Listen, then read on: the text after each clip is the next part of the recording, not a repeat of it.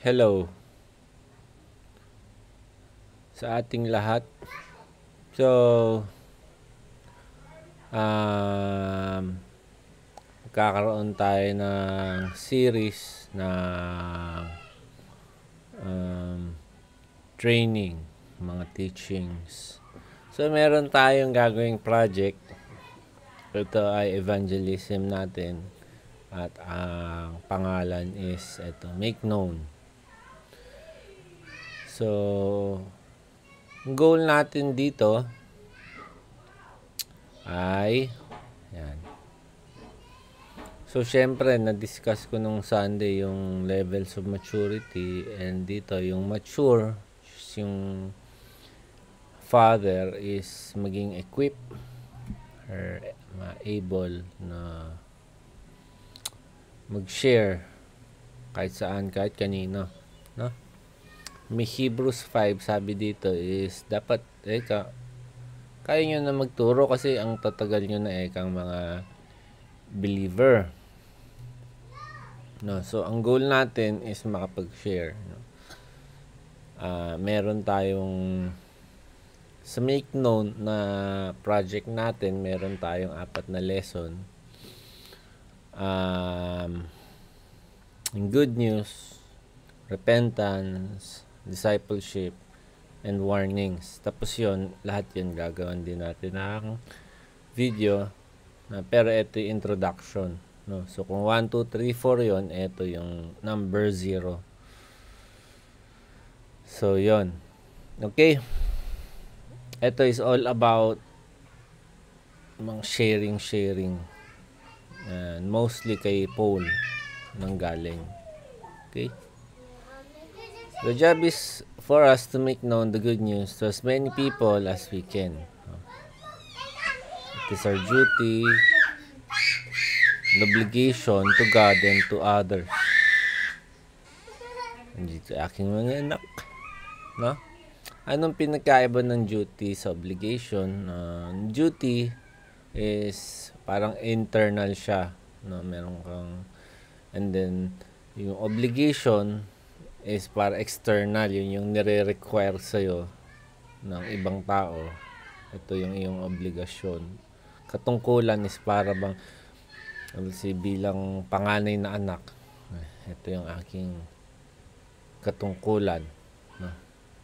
Di pwede siyang gawing obligasyon or ng magulang mo sa'yo, pero pagka ikaw pinangatawanan mo. So basically parang same lang din, magkaiba lang, yung isa hinahaltak ka, yung isa naman is nanggagaling sa'yo tapos tinutulak mo palabas, no? Romans 1, ito si Paul to. I have a great sense of obligation to people in both civilized world and the rest of the world, to the educated and uneducated alike. So I am eager to come to you in Rome to preach the good news. I am not ashamed of the good news about Christ. It is the power of God at work, saving everyone who believes, the Jews first, also the Gentile.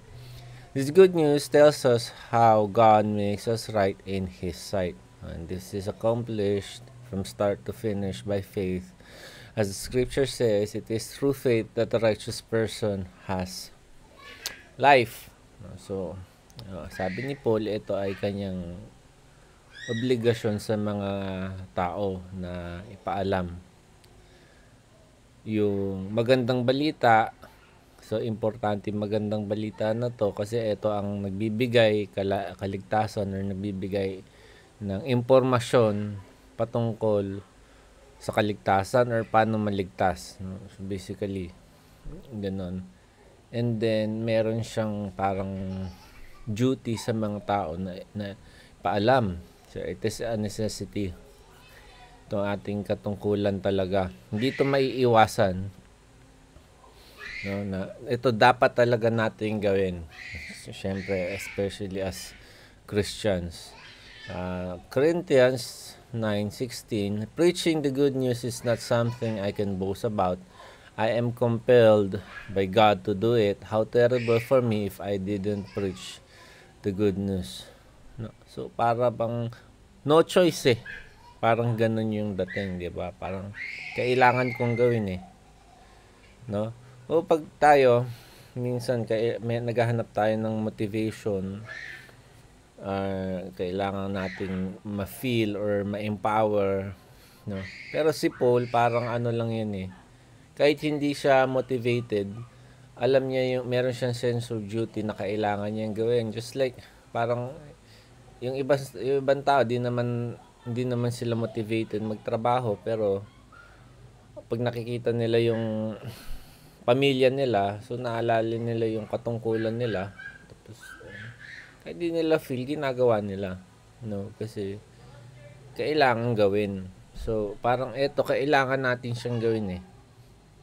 Kailangan natin magbahagi or paalam, or yung project title natin is we need to make known yung good news to others. Okay. And then, if hindi natin ginawa, syempre tayo yung magiging responsable sa mga tao na nakapalibot sa ating buhay, no? Ito yung Ezekiel about sa watchman. Ezekiel 33 verse 1 to 12, once again a message came to me from the Lord. Son of man, give your people this message. When I bring an army against a country, the people of that land choose one of their own to be a watchman. Okay. When the watchman sees the enemy coming, he sounds the alarm to warn the people. If those who hear the alarm refuse to take action, it is their own fault if they die. They heard the alarm but ignored, so the responsibility is theirs. So sila ba ang nakaako ng responsibilidad, no? If sila yung mamamatay. If they had listened to the warning, they could have saved their lives. But the watchman sees the enemy coming and doesn't sound the alarm to warn the people. He is responsible for their captivity. They will die in their sins, but I will hold the watchman responsible for their deaths. So now, Son of Man, I am making you a watchman for the people of Israel. Therefore, listen to what I say and warn them before me. Warn them for me. Kaya yung isang lesson natin sa ating project na to make known, yung number 4 is warnings. No? It's about warnings. If I announce that some wicked people are sure to die and you fail to tell them to change their ways, they will die in their sins and I will hold you responsible for their deaths. But if you warn them to repent and they don't repent, they will die in their sins. Yung isang lesson natin is about repentance, number 2. And you have saved yourself. Okay? Son of man, give the people of Israel this message. You are saying, our sins are heavy upon us. We are wasting away. How can we survive? As surely as I live, says the sovereign Lord, I take no pleasure in the death of the wicked people. I will only want them to turn from their wicked ways so they can live. Turn from your wickedness, O people of Israel. Why should you die, Son of man? Give your people this message. The righteous behavior of righteous people will not save them if they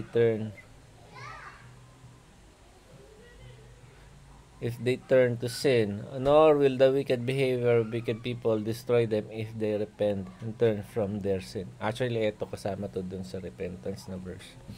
Yan, nabanggit ko lang. So, yung being held responsible dun sa sins ng mga tao, kahit hindi siya nag-commit, pero dahil hindi niya ginawa yung part niya ng watchman sabi doon, failing to warn others, he will also take responsibility. No, so ganun din sa atin, mga Christian. Madaming verse sa Bible na nagsasabi, we are the light of the world, di ba? Yung light was meant to be seen. It is not put in under the bed, but in the table, so it will light everyone. So yung sinasabi, yung light pertains to knowledge, na tayo alam natin ng Paano maligtas? Basically, daan patungong kaligtasan ang ginawa ni Jesus para sa atin. Alam natin yan. It is yung knowledge or yung light na meron tayo. And it's our duty na i-share to sa ibang tao. Na ma-share to or mapaalam or yun nga, tama. Yung Tagalog ng project natin to make known is ipaalam. Tama ba? To make known. Make known. Paalam. Tama. Paalam. Ipaalam ito sa mga tao. No? So, dalawa yung parang target natin dito. Yung una is yung hindi pa nakakaalam, tapos yung pangalawa is yung mga nakakaalam na. Which is yung mga Christians. No? Ano lang, sure lang, para lang sure, 'di ba? Mamaya yung iba hindi tama yung kanilang gospel. Diba? Sabi sa Galatians, there is a different gospel na sinishare ngayon. And then yung iba hindi sure sa kanilang faith. So si Paul, nag-share din siya.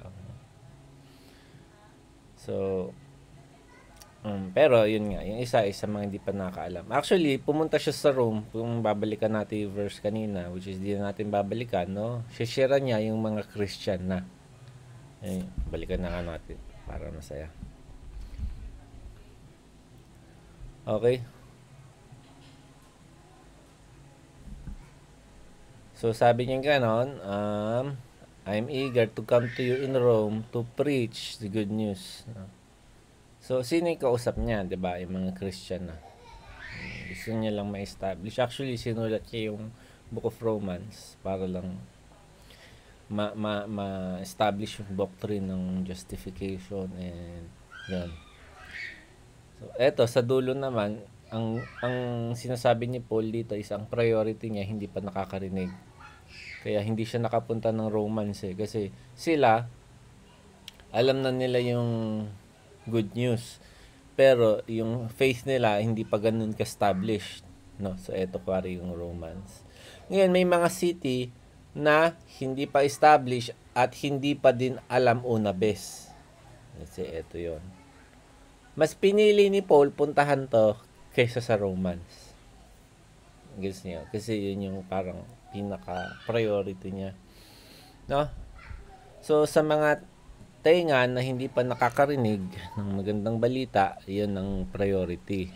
May nagtanong sineran ko na to hindi tumanggap, hindi nag-respond. Hanggang kailan ko ba si sharean?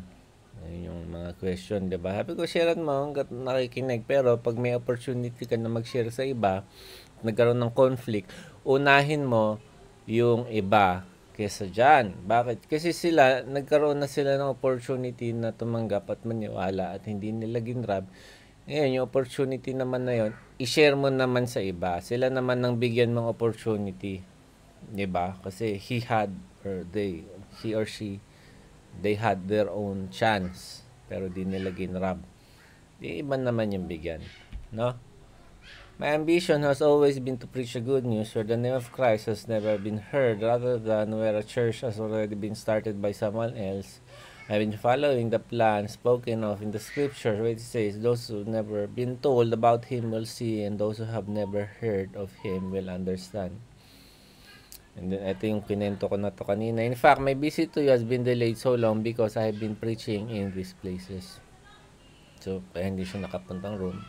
Panirorize na yung mga city na hindi pa nakakaalam or mga tenga na hindi pa nakakarinig ng magandang balita. So, sa atin, uso ngayon syempre missions. Punta ka na ibang bansa, maglilingkod gano'n. Pero parang, kung gagamit tayo ng wisdom, no? At biblical din naman to, magsimula tayo sa ating pamilya, sa ating kamag-anak, sa ating kaibigan, kaklase, katrabaho, sa ibang tao na hindi natin kakilala, no? So ang utos sa kanila sa may Book of Acts, no? Mercy power when the Holy Spirit comes upon you, and you will be my witnesses, telling people about me everywhere in Jerusalem, which is dun yung headquarters ng Yan yung informal Basta, yun yung headquarters ng Christianity. Andun sila Paul, andun sila Peter. Okay. And then Judea, which is yung province. And then Samaria, yung susunod na province. And then to the ends of the earth. Medyo nagloko na ilaw kanina. Ano lang, hindi ko pa pinapansin eh. Gumanon lang kanina eh. Ngayon, nagloko ng, ayan. So, pagpasensya nyo na. Kung gusto nyo mag love gift ng ilaw, pwede naman. So, ang isa pa is maging instrument tayo, no, sa kami ni God na kanyang gamitin. No? Lagi nating pinagpipray na gamitin tayo ang ating buhay, ating simbahan, ating ministry ni God. Ito na yung opportunity, kumbaga answered prayer. No? Ito, kailangan natin i-grab. Madali lang naman yung pinapagawa ni God. Susunod ka lang. No? Sabi ni God kay Paul, or si Saul, isa lang naman yan, "Go, for Saul is my chosen instrument to make my message to the Gentiles and to kings as well as the people of Israel. I will show him how much he must suffer for my name's sake." So si Paul gagamitin ni God na instrument para yung kanyang message, good news, is malaman ng lahat. So lagi ko sinasabi yan na yung mga example ni Paul, ni Peter, at mga disciple ni Jesus, hindi yan yung para bang andito sa taas na hindi natin makakamit. Andyan yan para pangarapin natin na tayo din ganun. Ito yung nangyari kay Paul, dapat ako din. Hindi yan yung para bang, wow, ang galing naman niya, superhero, hindi ko ma-reach. Hindi siya ganun, no? Kahit yung sa church, di ba, ang prayer ko sa church is yung New Testament church, yung nangyari sa kanila, mangyari sa church natin. Kasi sinulat yon as an example, no? Hindi yun parang idol na hindi natin ma-reach. So ganun din, di ba? Nagpagamit si Paul, ginamit siya mightily ni God. Gawin nating ambisyon, pangarapin natin. Ganun yung pangarap ko personally, gamit ni God. Ganun din, pwede din naman sa inyo, kahit di naman, di ako ministro eh. O di sige, hindi na rin ako ministro. O pares na tayo, wala na kayong palusot. Paggamit tayo sa ating Panginoon.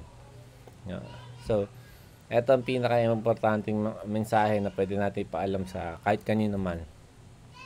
Corinthians, I pass on to you what was most important and what also had been passed on to me. Christ died for our sins, just as the scripture said. He was buried and raised from the dead on the third day, just as the scripture said. So, eto, napaka-importante niya. No? Kumbaga, chismis, hindi importante, pero pinagkakalat natin, mga updates, mga kung ano mang mensahe, pinapaalam natin, pero hindi naman siya ganun ka-importante, pero etong pinaka-importanting mensahe, nanin-neglect. So, parang may mali. Di ba? So, actually, yung gospel message, yung intro, yung number 1, gospel eh, di ba? Gospel, good news, repentance, disciple, and warning. Parang ito siya yung message na din niya, di ba? Si Jesus died and was raised on the third day as the script. So, basically, ito parang guide na to sa teaching eh, no? Anong gagawin ko? Di ko alam gagawin. Anong sasabihin ko? Hindi mga problema ng mga ginamit ni Jesus sa Bible. Diba si Paul, anong palusot at rason at dahilan ng kanilang sinasabi, no? Pero bilang mensahero, taga-abot ka lang, no? Ayun, no? Ito na yung clue, oh. Just as the scripture said. The scripture said. So, anong gagawin mo sa pag-share or pagpapaalam? Yan lang din yun. Yan na yung quote-unquote secret, no? Ang sinabi sa Biblia, sasabihin mo lang sa iba. Hindi ka mag-iimbento. Doon nga nagkakaroon ng heresy. Sa pag-iimbento eh. Pinakamaganda dyan, kung ano sinabi, yun ang ibigay. No? So, yun. Ganun lang siya. No? Hindi naman siya secret. tawag doon, faithfulness. Marching order, ano ba yung sinabi?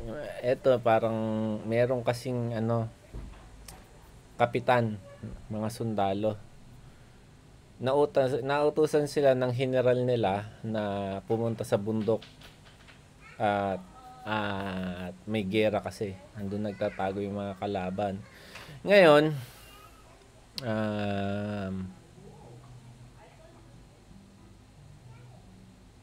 syempre, nakatago din mga kalaban tapos parang handa sila. So, natatakot siya. Mapanganib, may ambush, hindi natin kabisado, teritoryo nila yon, no? Nagdadalawang isip siya.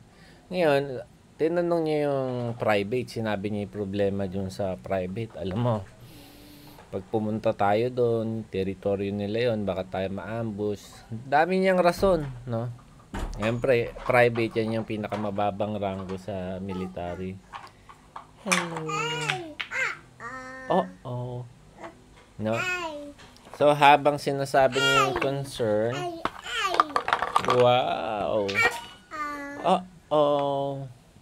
Habang sinasabi niya yung concern, sabi nung private, no, what's the marching order? Ano ba yung inutos? No, basically, ganun. What's the marching order? Tapos, nung sinabi nung private yon sa kapitan, parang napatahimik na lang kapitan. Tapos, para bang, ano ba yung command? Ano ba yung inutos sa atin? Diba? Yun na yung gawin natin.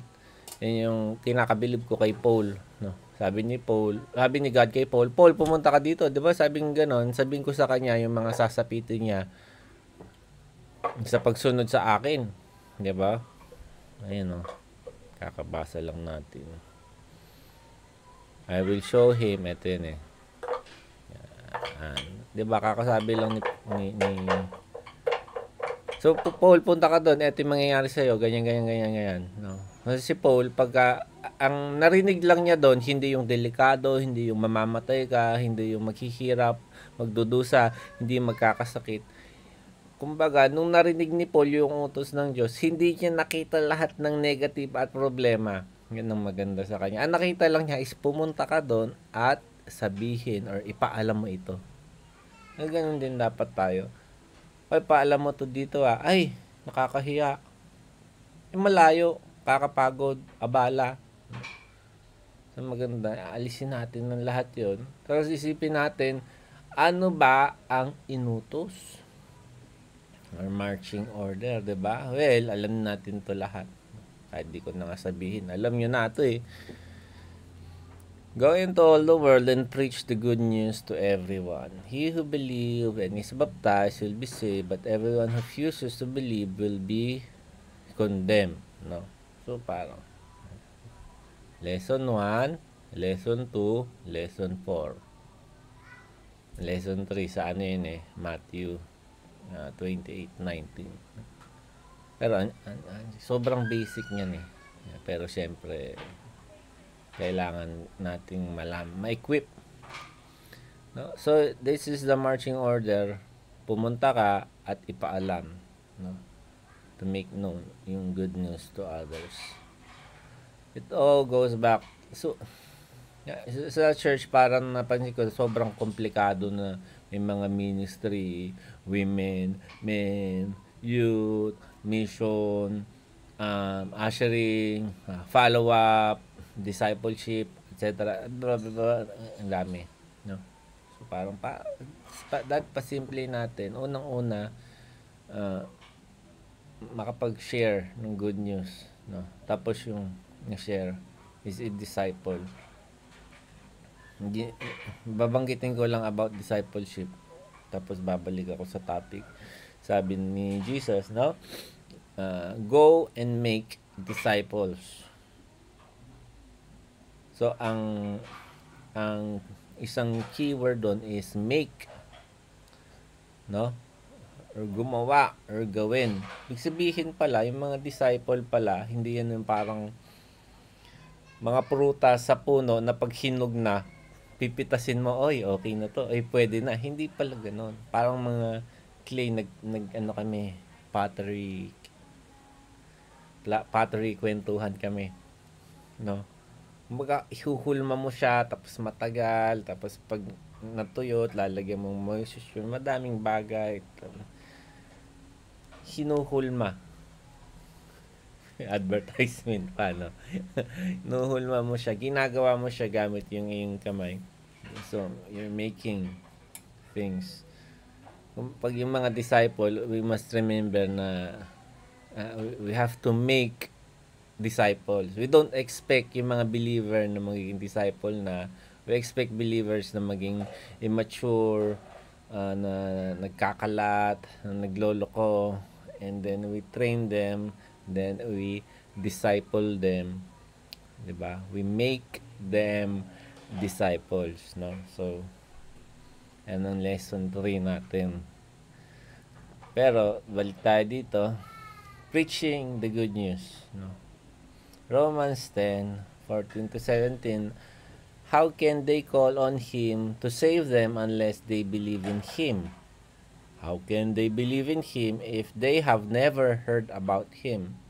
How can they hear about Him unless someone tells them? How will anyone go and tell them without being sent? That is why the scripture says, how beautiful are the feet of messengers who bring good news. No? Ito, medyo realistic to eh. 'Di ba? Sabi, hindi pala medyo. Realistic to eh. Sabi niya sa 16, not everyone welcomes the good news, for Isaiah the prophet said, who has believed our message? So faith comes from hearing. That is, hearing the good news about Christ. No? Yung ating magulang, alam na ba nila yung magandang balita? No? Ating mga kapatid, tito, tita, no? Kaklase, katrabaho, mga asawa at mga anak, kapitbahay, mga kalaro, mga kachismisan, no? Alam na ba nila? Eh kung hindi pa nila alam, sinong magpapaalam sa kanila, no? 'Di ba? Tingin ka sa salamin. Makikita mo kung sino. Ikaw ang gagamitin. Ikaw ang responsable. Ikaw ang inatasan ng ating Panginoon na ipaalam sa kanila, no? So, yan. Sa meron tayong guys, mga kapatid. Meron tayong may pagkilos ang Diyos sa ating iglesia. Yan ang aking kinakatuwa, no? So, habang mainit at nagbabaga pa, talagang umaksyon tayo at sundin natin ang utos ng ating Panginoon, no? Magpaggamit tayo, bahagi natin, no? Siyempre, ako minsan lang ako na-excite, pero ngayon excited ako, hindi hindi halata. Pero excited na ako, ganito yung aking reaction, no? Yan. Excited ako sa kung anong gagawin ni God. Siyempre, kailangan yung ating pagsunod. Siyempre, susunod naman tayo. Ano? Kung ayaw niyo sumunod, bala kayo.